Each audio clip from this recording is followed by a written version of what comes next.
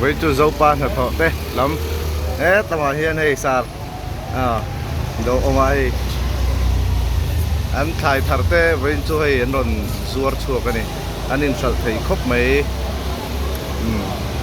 anh đi hí thằng nuôi à thằng á cho anh hết lại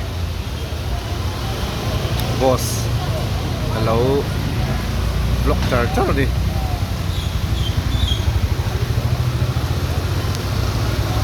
ăn sẵn nem lâu thay lâu nè dulu we khép khóc mày hay yoda khát vekin en in văn này trở về kha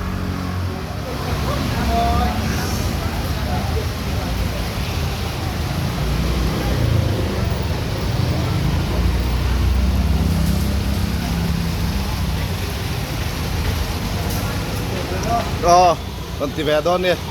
em tổ trong production lắm còn nè cái này himo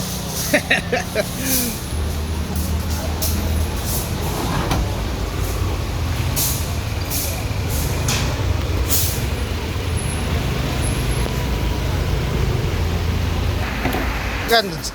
selfie quý về ship đấy bắt cô về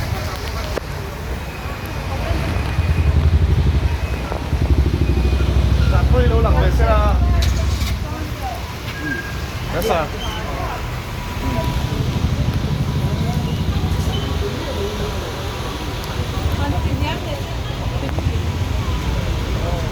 người ăn lu sao nữa có cái đâu ạ